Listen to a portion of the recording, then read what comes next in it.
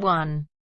Where Usha Lee McFarling sends this report on how global warming is affecting the behavior of polar bears and creating problems for the town of Churchill, which depends on the bears for tourism.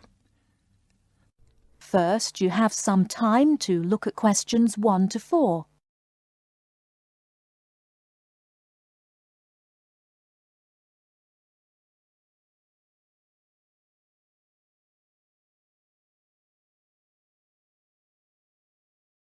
Now we shall begin. You should answer the questions as you listen, because you will not hear the recording a second time. Listen carefully and answer questions 1 to 4.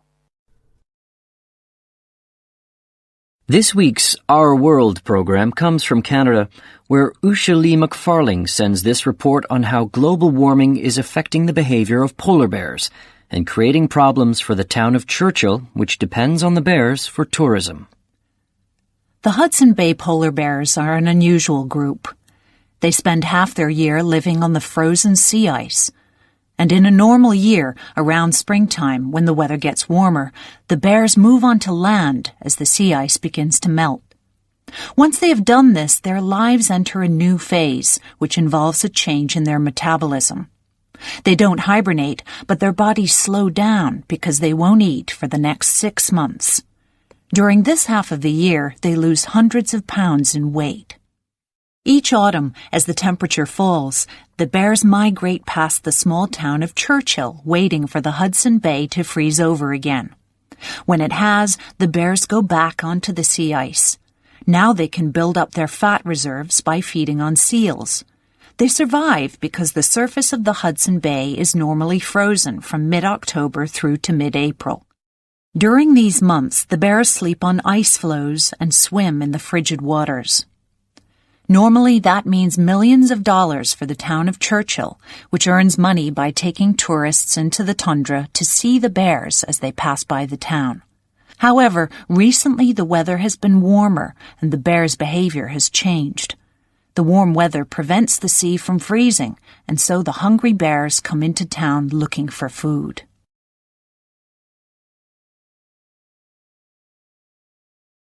Before you hear the rest of the conversation, you have some time to look at questions 5 to 10.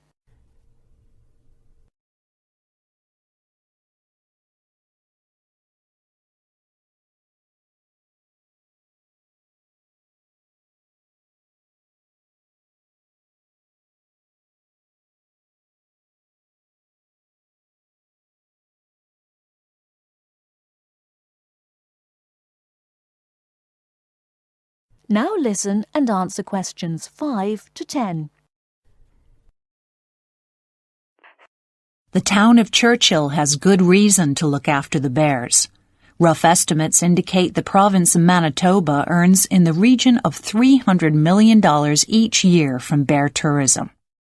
Bears are the backbone of our economy, said town manager Darren Ottaway.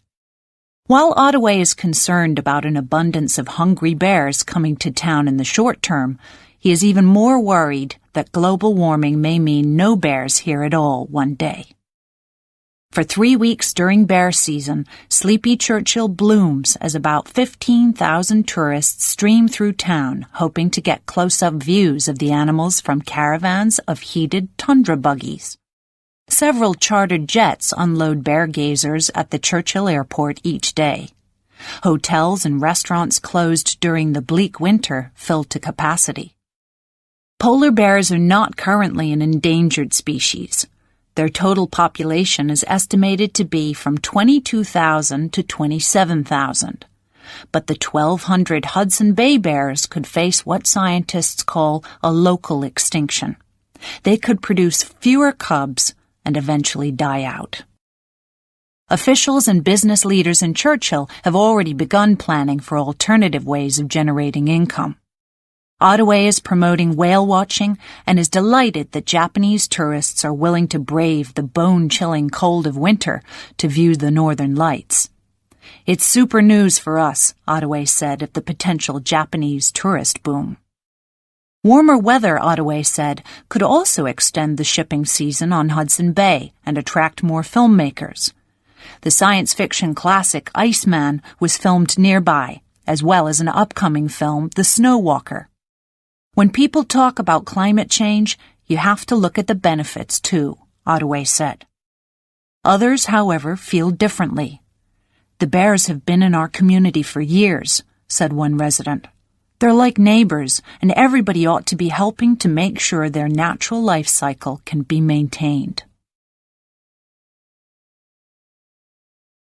That is the end of part 1. You now have half a minute to check your answers.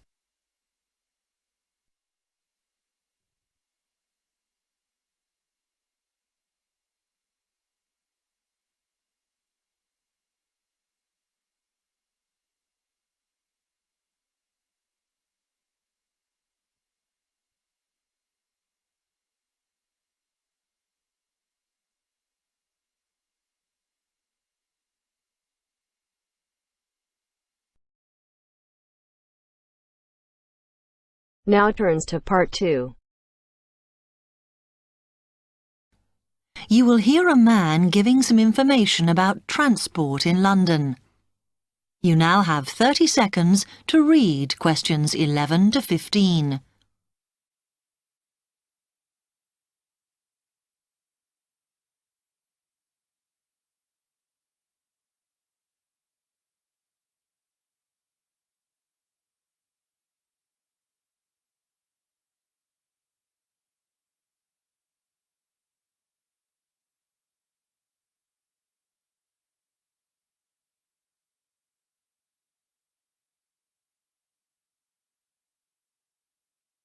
Hello, can I help you? Oh, yes. I was wondering what the best way was for me to get around London. Well, there are a lot of possibilities. As you probably realise, the main ways to get around are bus, train and tube. Oh? The Underground. Oh. It depends how much you want to spend. All forms of transport offer special tickets, such as cheap day returns on the trains and so on. Overall, you'll spend less on the bus, as it operates on a basic flat fare for each journey. But of course it may not go to where you need to travel to. The mainline trains only operate in the outlying areas, though a few cross London, whereas the tube has stations which are placed in central areas of the city, close to the main sites and shops. Obviously there are more bus stops, but you will probably have to change buses to get where you want, which can be inconvenient. You will find that the buses are mainly in the central areas, but some tube lines go quite a long way out of London, so you could use this for longer journeys. Having said that, the tubes do get very crowded, so you should use the train if you want to sit down. It does depend where you're travelling to. Well, I'm living on the outskirts, but I have to travel into London to college every day, and then around London when I'm here. OK, so time is going to be an issue for you. The tube should be fast crossing London, but quite honestly, there are so many delays that it's not very efficient. Again, the train has fewer stops, so is probably your quickest option to get to and from college. Of course, which service you use might depend on how frequent it is. I mean, the trains might only be every 20 minutes or whatever, but a timetable is published to save you hanging around. There are a lot of tube trains at busy times of day, but fewer at other times. Whereas the buses run every 5 minutes through most of the day, and there are night buses. But you'll need to check out your route first. You now have 30 seconds to read questions 16 to 20.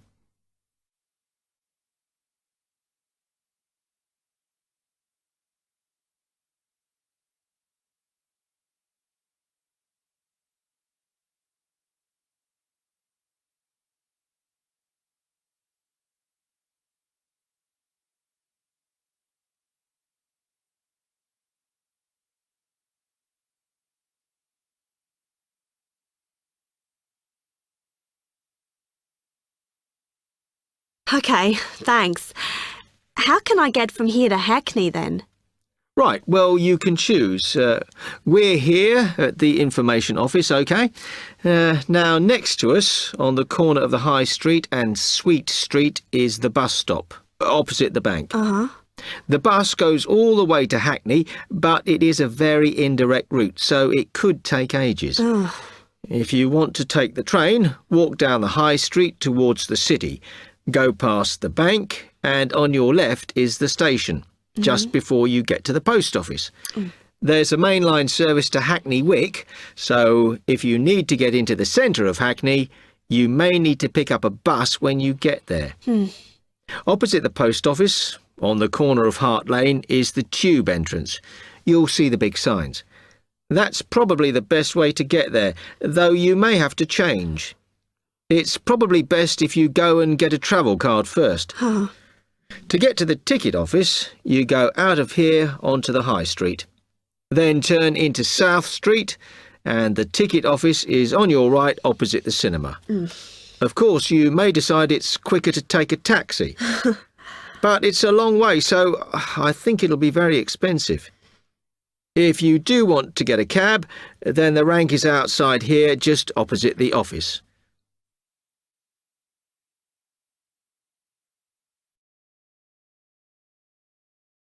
That is the end of part 2. You now have half a minute to check your answers.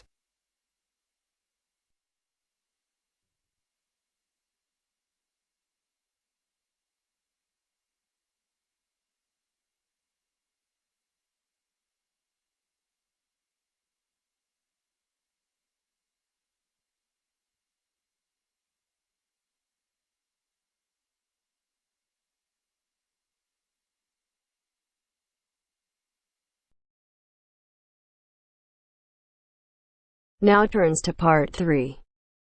Part 3. Listen to each speaker say more about each invention and complete the tasks. Choose 5 answers from A to H. Which of these statements about boomerangs does the speaker make? First, you have some time to look at questions 21 to 25.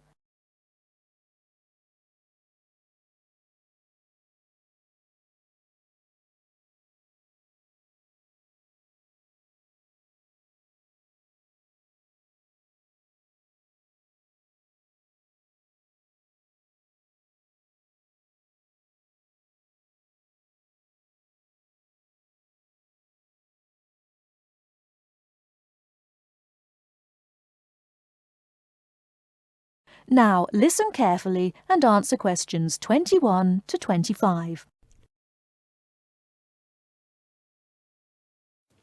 Most people probably don't realise what a clever thing a boomerang is. People think they're just toys or something used for sport. In fact, they were the very first objects made by human beings that were heavier than air and could fly. They were used for weapons and for hunting. The oldest Aboriginal boomerangs date back to 10,000 years ago. At that time, they would have been very advanced in terms of technology. The remains of boomerangs have been found in North Africa, India, and parts of America, but it's the Aboriginal boomerang that everyone knows about. When it's thrown correctly, it follows a curved path and comes back to where it was thrown from. Some boomerangs are only about 10 centimetres long, but the biggest can be over 2 metres. Not all boomerangs are designed to come back to the thrower. Hunting boomerangs, some of which are still used by Aborigines in Australia, are designed as flat throwing sticks and are used for hunting. These boomerangs that followed a straight path and flew very fast were actually more difficult to make, and it could be that the famous returning boomerang was actually invented by accident as attempts were made to develop a faster hunting weapon.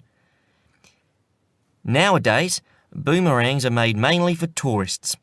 It can be quite difficult to learn to throw one so that it comes back to you, and you may need a few lessons before you can do it properly.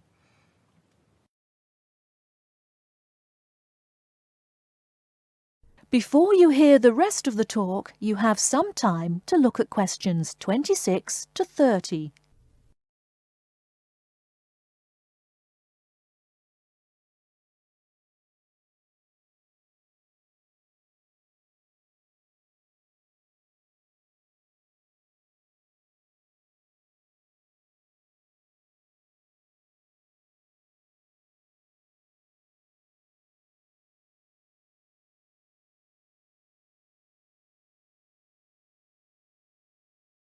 Now listen and answer questions 26 to 30. Of course, it's not really clear who exactly invented the television. A number of different scientists and inventors were working on similar projects at the same time. But a man from my country, John Logie Baird, is the man who created the first working television system. He first demonstrated his invention to the public in 1925. At one of London's most famous department stores, Logie Baird demonstrated how silhouette images could be seen to move on a screen. In 1926, he demonstrated his invention again, this time at his laboratory to the Royal Institute and to reporters from the Times newspaper. The quality of the projected image had improved greatly, and the event is considered to be the first real demonstration of a television system. In 1928, Logie Baird developed his invention and demonstrated the first transmission in colour.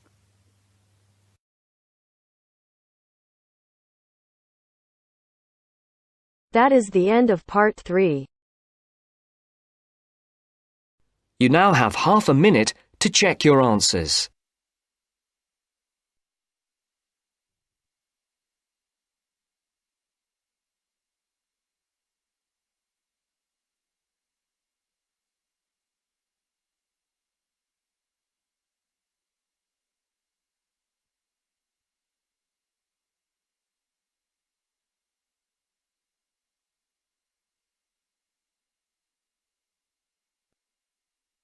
Now turns to part 4.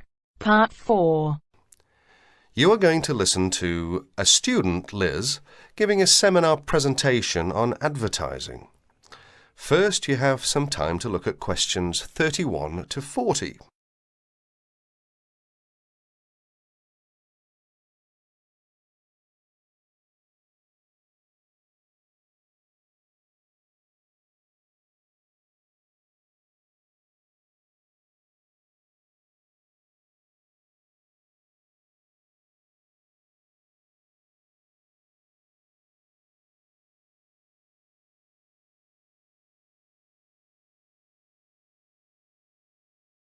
Listen to the talk and answer questions 31 to 40. Today, Liz is going to give her presentation. Liz? For my presentation, I looked at the different forms of advertising, especially at how women are portrayed by the media. So, Liz, tell us what different forms of advertising you looked at. As you can see from the outline on the screen, I looked at a wide variety of different medias, including billboards, television ads, newspapers and, of course, the internet. Oh yes, I almost forgot. I also looked at films. And what was your main finding? Well, I've brought some samples in to show everyone, which I hope will make it a little clearer. But first of all, I'd like to take a look at this first advert, which is from, believe it or not, a popular women's magazine. Now, even though this is a women's magazine, as you can see, women are portrayed in what we might call a submissive role. That is to say, that they are always the ones doing the housework, going shopping or caring for the baby. In fact, you may notice that most adverts concerned with household products, such as cleaning materials, as well as food and baby items, are generally directed at women. Another thing you may notice about the women is that they are nearly always very slim and beautiful, even middle-aged women. None of them are ever shown to be poorly dressed or to be overweight. So, Liz, how are men normally portrayed in these adverts? Well, if you take a look at the next picture, which is in fact from the same magazine, you will notice that men are seen to be strong, powerful and in charge. They give the image of being in charge, being the ones who make the decisions. And generally, they are dressed either in sports clothes, showing their prowess or fitness, or a business suit, which serves to depict their social status. You mentioned that you also looked at films. Do these same images apply to the movie industry? Yes, they do indeed, and again, I have some images to show you. This time, however, I've arranged the pictures so that you can see clearly the different roles that men and women play in the films. Notice, first of all, that it is the man who is in charge. He's the one driving a big, luxurious car and constantly contacting the office on his mobile phone. Now, if we look over here to the women, we see she is subservient to the man. She's his secretary, in fact. And if we take a look at her office, we see it's shared by other women and open to the public. In contrast, her boss's office, who is the man of course, has a very large, spacious office all to himself. And if the woman wants to enter, she first has to get his permission. That is to say, she has to first of all knock at the door and wait until he invites her to enter. However, if the man wants to talk to the woman, he simply picks up the phone and requests her attention. Are there any images where women are not shown to be of a lower social status to men? No, there aren't. Well, very few in fact. There are, of course, times when the woman, for example, is playing the part of a scientist with a man as her assistant. Yet even here, she is not in a position to make decisions. Decisions, in fact, are still made by her boss, who, of course, is a man. In other less extreme conditions, such as we can see here, the woman is playing the role of a housewife and mother, while her husband goes out to work to earn the money. In other words, the man is seen to have more control over the situation than the woman, who has to rely upon her husband for her livelihood. So, how far do you think this reflects real life? That's hard to say because generally women do tend to do more housework and cooking than men. It is generally accepted that women are better able to care for children, but the problem is that we are told through the media that women are not as capable or as strong as men, that women are not as able as men to make important decisions. This, of course, is totally untrue. Many women are at least as capable as men at making decisions, more so in some cases. Are women ever seen in the media to be superior to men? Very rarely, in fact, and when they are seen to be better or faster or stronger than men, they are also seen to be a freak. You know, someone with superhuman powers. In other words, they are not seen to be an ordinary person like you or me. Why do you think that is? It's probably because if people know it's too ridiculous to be true, then they are not going to believe it. This way, it won't harm men's image. So, what's the internet like? In fact, I think the internet is probably the worst of all the media. I don't know why exactly, but I think it's probably because there is little or no control over the internet. Instead, the internet is seen as a type of no man's land, if you like. That is to say, it's not actually owned by one person or one company. Therefore, people are free to put whatever information on the internet they want. So, would you say that information on the internet should be censored? I think there should be some control over the internet because some of the images are dangerous. Dangerous? Yes, indeed. For adults, I guess it's not such a big problem because mature people are able to decide for themselves what to believe and what not to believe. But children are a different matter. They accept information that is presented to them without questioning that information or considering the consequences of believing it. In other words, children believe what they see or what they are told. And how do other people feel about information on the internet? Actually, I carried out a survey to find out other people's opinions. As you can see from this chart, The majority of people over the age of 28 were in favour of restricting the information. It was only people under the age of 20 who really thought that information shouldn't be censored. In fact, only about 8% said that information on the internet should be restricted in some way. Well, thank you, Liz. That was a very interesting topic. And I'm sure that if any of you have any questions, Liz would be more than happy to answer them. That is the end of part 4. You